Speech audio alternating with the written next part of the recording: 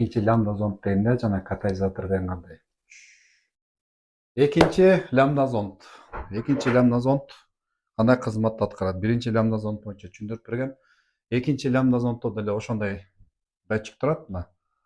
Бул биринчи лямбда зонд. Мунун кызматын билесиңер, коррекция жооп берет, түтүндүн состояниясын көрүп турат.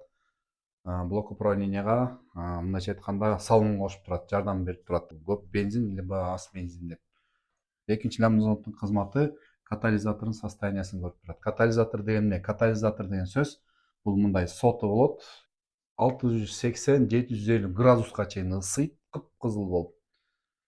Ошондо могу күйбөгөн түтүн, выхлопной газ ичине кирет дагы, чыккан жеринен жөн эле ысык кислород болуп чыгат.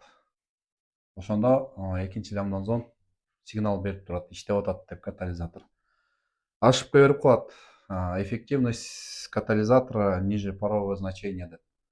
Аны көрсөңөр, бул катализатордун уже разрушение болуп баштагандасы. Себеби какой-то момент түтүн чыгып баштайт дагы, күйбөгөн бензиндерди жыттайт дагы, экинчи лямбда зонд чек күйгүзөт. Бул убактысы келгенде разрушаться этет. Тартпай калат, тыгылып калат, бул майдаланып баштайт, өтпөй баштайт. Мындайча айтканда, мотор дем ала албай калат, тяга жоголуп кетет, расход көбөйүп баштайт. Муну алмаштырганда, өзүн заводской алмаштырганда акчасы аябай кымбат.